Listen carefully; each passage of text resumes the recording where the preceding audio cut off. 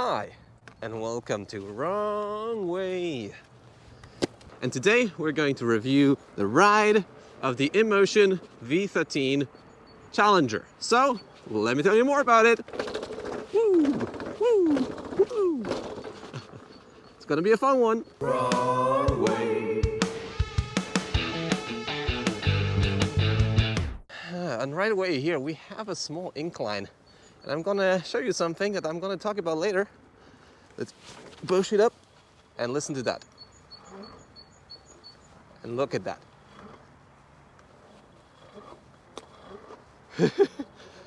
Yeah, that thing, does it have torque? Stay until the end of the video. So first up, huge thanks to my e-wheel for providing me this wheel for testing purposes. If you want to get a wheel like this in Europe, feel free to use my coupon code wrongway for additional 5% off. I also do receive kickbacks from those orders, so you also support the channel by using those links. Anyways, I've put around 300 kilometers, soonish it'll be 300 kilometers on the clock on the InMotion V13, and maybe contrary to what you might think, it's been a lot of fun, and I've been really enjoying it. But this is not my full review yet. So stay subscribed to see that as well. Oh my god, so many cliffhangers right at the beginning of the video. Hopefully that will make you watch the video a bit more. No, I mean, watch it as much as you like. Anyways. Oh, I do like the stability of the 22-inch tire a lot. It's obviously heavy, so braking with it is possible, but it's not that easy. And in general, even with the lower than expected torque, I've been enjoying riding it. The suspension is quite smooth, not as good as the Sherman S perhaps, and definitely not as good as the S22 Pro, but it's good enough. I've been enjoying it. I actually didn't expect to enjoy the ride of the wheel so much, but I actually do. This wheel is very smooth and predictable, and it is a bit like everything is happening in slow motion, pun intended. But it does give me like a lot of confidence, so it's kind of fun. Oh, that's a bit steeper than I expected. So first up, maybe let's start with the ride settings, because this is a little bit different on this wheel compared to what we have on the Goat, on Kingsong, etc., etc. So maybe let me show it to you on the screen right now. So here's the screen. Hopefully you can see it. InMotion screen, and here we have boom settings. We have settings, boom. And here we have pedal softness. And don't be fooled, this is actually pedal hardness. So it's 100% hard. And this is 0% hard. And that's sort of your medium, soft, and hard mode. But then you also have power assist. And if you have it off, the wheel is sort of like a hard medium mode combined, because it has like this initial jitter and then it sort of holds. So I like to keep it in power assist, and the less you have of it, the more of a Guads feeling you get. So if you have it all the way up, it's sort of like soft mode. It will like tilt the pedals when you accelerate. If you have it low, then you have the pedals almost straight, and if you have it at 0% assist, oh, let me just go back here.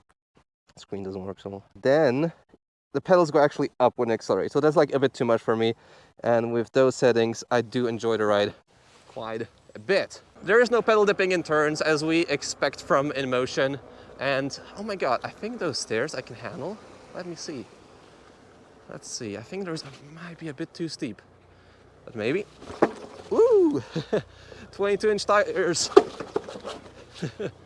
That's actually quite good for this wheel. Woo! Okay. 22-inch tire stability, and I'm not afraid that I'll bust the rim, because the rim here is super strong apparently, and it seems like it. And the tire is also quite strong. That's cool, I like that. All right, let me put on the camera as well. I think I'll look up my notes, because there's some stuff I wrote down, so I don't want to forget about that.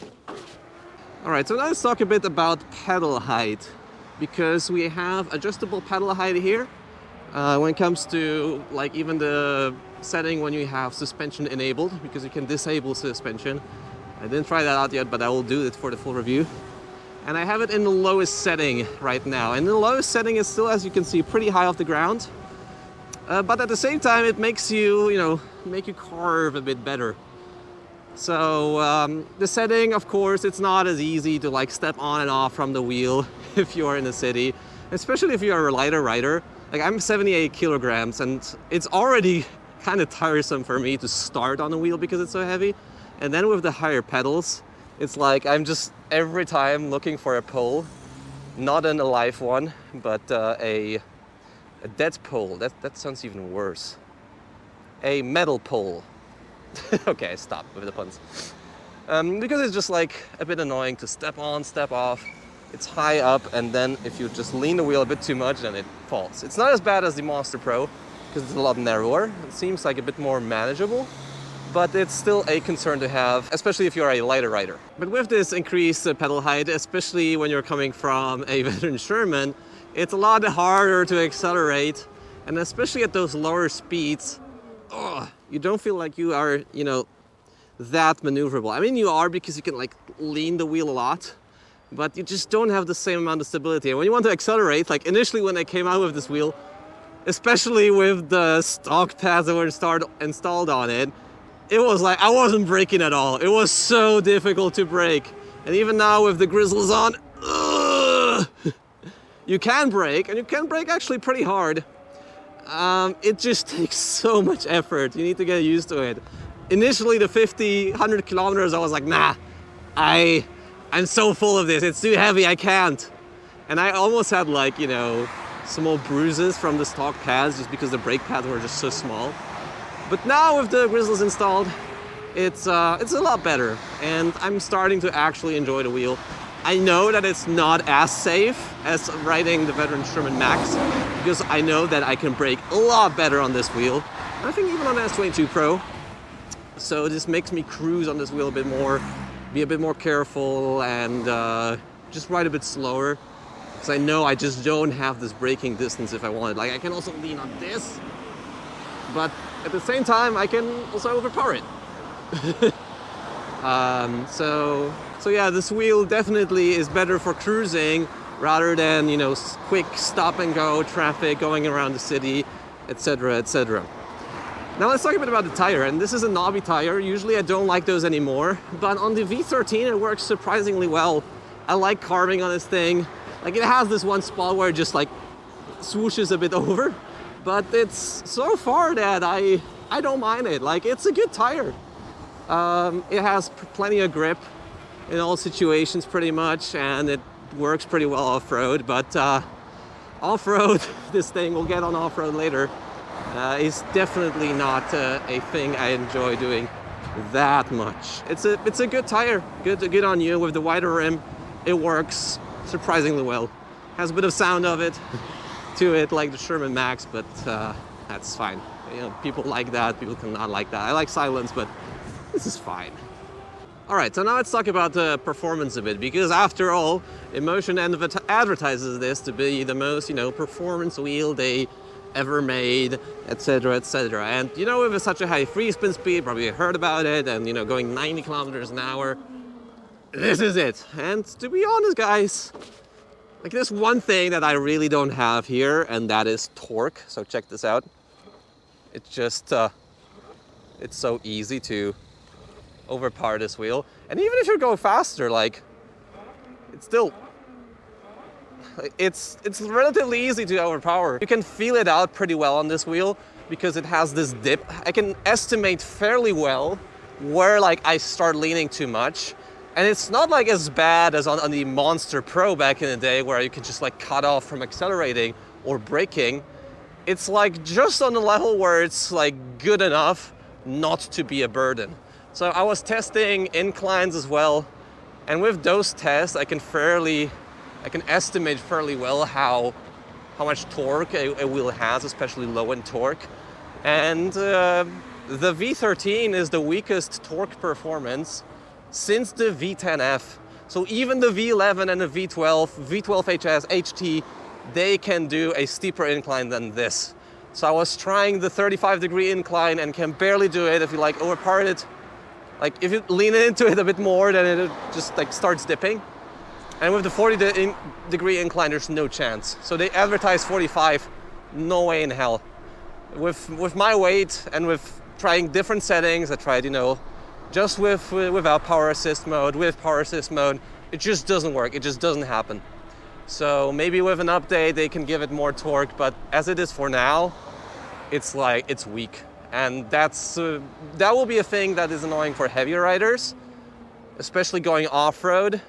But in like everyday scenarios, it's like not that bad. Like I can still brake really hard with it, especially at this higher speeds. It does have this torque, but just at lower speeds, and you know, this fun of just, you know, ripping the asphalt off, the torque that we have usually on wheels, this is just not here with the C30 motor. As much winding as it has, it's just not here, and this makes me sad. You make me sad. So be it. When it comes to like acceleration and top speed, it's super quick. Like this wheel might be the first, maybe the second InMotion wheel after the V12. Ooh, that makes me want to go fast, because most of the fun here starts over like 30 or 40 kilometers an hour, which I don't think is a safe thing to do in InMotion. I would much rather have less top speed here, because I won't go 90 kilometers an hour. Maybe I will, I don't know. I'm not eager for it. I went like 70 and it's good enough for me. I think it will be much better to just have this wheel have more torque instead of the speed that they went for. And now, okay, InMotion, this is the innovation division from Wrongway. This is free innovation advice for you. So you tried to do the V12 HT, you did it after my video, and I know probably it's not after my video, but I was suggesting that. So now I have the idea for the V13. I present to you the V13S. You can call it differently just to not make people think that it's my idea. So what you do is you just take the rim and you delete it. You just don't have those parts here, and put the rim right away on the motor. Then you have probably like a 20-inch wheel, maybe if having something even smaller. And in this way, you will have a smaller diameter, so you'll have more torque, less top speed. You will have more efficiency. It will be lighter because there's not that much metal there. And it will be more fun to ride, I think, especially at lower speeds. So if you just come up, it's a very simple process. Just create a V13S with a smaller diameter. And this way, I think, you can make a lot of riders happy. All right, so before we go into the off-road section where we're heading right now, I want to talk a bit more about range and like conclude this thing a little bit. The range on this thing has been all right. Like, I did a GPS range test. I did 105 kilometers. And the only thing that was super frustrating to me is that at 5% battery, it just doesn't allow you to ride anymore. All right, fellas, so at 5% battery, no more riding for me. InMotion keeps their standard of not allowing people to ride until 0%. So when you calculate the range or where you can go on the V13, you have to calculate from 100% to 5. Because below 5 and on 5, you ride tilt back, which is frustrating. And at 4%, it just doesn't allow you to ride if you turn it on and off. So 4% battery, 91 volts. I tried to turn it on and off, and it died it. So no way to turn on the wheel again. Everything works except of the wheel working. Sad times. So at 91 volts, something to keep in mind. I don't know if it'll like turn off when you ride at 4% because I turn it off with the button and turn it on again. But this is just like frustrating. But when it comes to range, I did a pretty usual range test, a bit of fast riding, a bit of slow riding. I wasn't like hammering it all the time. Then probably the range will drop up down to like 60 or 70 kilometers. But as I was riding it as a pretty usual ride on a wheel, maybe the last kilometers were just a bit slower because it limits you at 15% to 30 kilometers an hour, at 10% to like 20, and then below 10% you just go like 10, 15. So the range has been honestly fine. It's been really similar to the Sherman. but it's still annoying that such a big wheel with such a big weight goes a lot closer than both the Sherman S and the Sherman Max. And those wheels were doing 120 kilometers in colder climates, mind you, and with a bit more aggressive riding. So this is with the range of the V13. So in general, to conclude it all when it comes to just street riding, we'll go to off-road in a second. It's all right. Like, when you want to go from point A to B, this wheel will get you there. Like, I get a lot of confidence because of the IP rating and the batteries, which are sort of all in epoxy. I mean, I know it's worse for servicing, but it's still good for riding. You know, the redundant hull sensors, all of the stability that the 22-inch tire gives you, it's like insane. You can really carve well and not have any fear that you'll catch like a wobble when turning. I did catch a bit of wobbles when braking, but if I just hold the wheel tight, it's fine. But when I wasn't holding it that tight, like, then you can catch a bit of wobbles, but probably that will be mitigated with just better foot plates that are angled. But you can get some wobbles on this wheel. Like, the suspension has been performing pretty well too. Like, you can see how it works now. When it comes to the suspension settings, you adjust it with this tool. I have around 250 psi in both shocks, and this is working well for me. And when it comes to the adjustment, it's not all the way open, because then it's like a trampoline. I don't like it all the way open. But I also don't like it all the way closed, because then it's just super slow dampening. So I have it about 1, 2, turns from maximum open. And the same thing is on the other side. Did I do it actually 2 turns? I know, there's just like no clicks, so it's fairly difficult to remember. And you have those things to close it up. It makes me just not look on the street that much, like looking out for bumps and stuff. And I'm really curious how it will be like for me to get back on the Sherman Max after we're done with the bearing replacement, because the bearings are busted there. So yeah, in general, even though it doesn't have as much torque as other wheels, it has less range, and it's like a lot more difficult to accelerate with and brake. I've been enjoying it quite a bit. It's very comfortable. It's nice to ride longer distances, albeit longer is not that long on this wheel. And yeah, it's been just a good experience. Like, I won't recommend you to go super quick on this wheel. It is dangerous. You shouldn't ride this thing on a road where there's just high-speed motor traffic. Up to like 50, yes, but not more, because then stuff like this can happen. So yeah, I'm pretty close to the off-road area right now. So let's go there and check out how this thing rips off-road. Anyway, look at the suspension work. Oh, and I found out one more trick. So if you do this, and you can actually use to sit on the wheel. Like, it's better to get the stock seat, but you can just do this and then be super dangerous because you have your stomach as a power pad. But I've been doing this. Like, don't do this. It's definitely a wrong way to go about the seat. All right, so now we're going off-road on a small forest trail. It's a bit damp, but not too bad. And here, wheel performs really well. And I think off-road is where suspension shines the most. Like, if you're just a city rider, I think you're good enough off with non-suspension wheels if you go like up to 50 kilometers an hour. But off-road is really where there's a bigger difference in terms of like suspension, how useful it is. Just, you know, if you have any roots, if you have any sort of weird terrain, the suspension helps you so much with that. And if you're just going on a usual path like we have here, no problems with the V13 pretty much. Just I'm just a bit more careful than with other wheels to like not tilt the wheel too much, because I'm scared it will like slip out. And if this wheel slips out, it's 50 kilograms, then you just don't want to have your feet under it when that happens, right? But when it comes to like more technical stuff, like we'll start doing here, it's just so heavy. And with this like smaller bit of torque and super high weight, it's just not as enjoyable as taking a different wheel out here.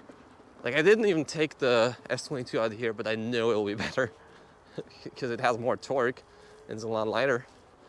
So let's just do this real quick. Going up, going down. Yeah, it takes a lot more effort to do off-roading here. And if you want to just like turn around, you have to tilt the wheel quite a bit.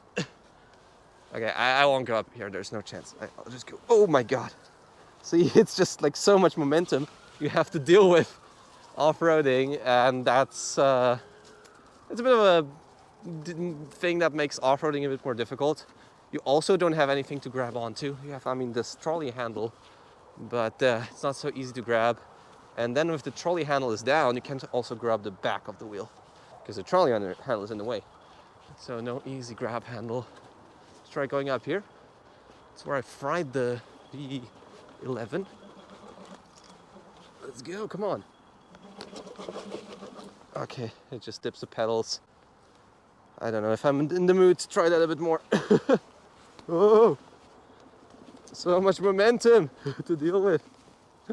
But if the ground is like somewhat solid, maybe like not sand, then it's really good to travel with this wheel through off-road. But again, a lot of weight to wield.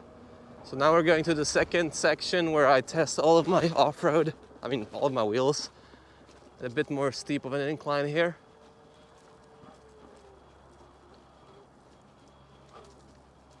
No bigger issues. Ooh. And then if you slip, it's just like scary. I don't want to slip on this wheel. I do like the high pedals though.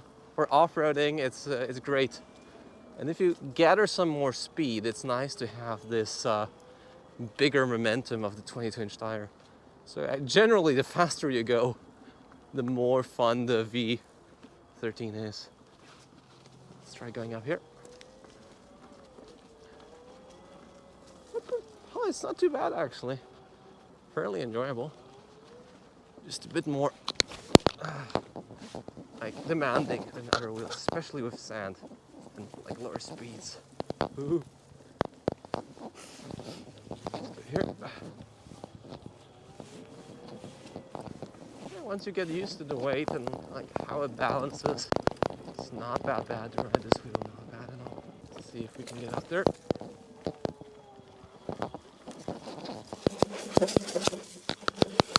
No.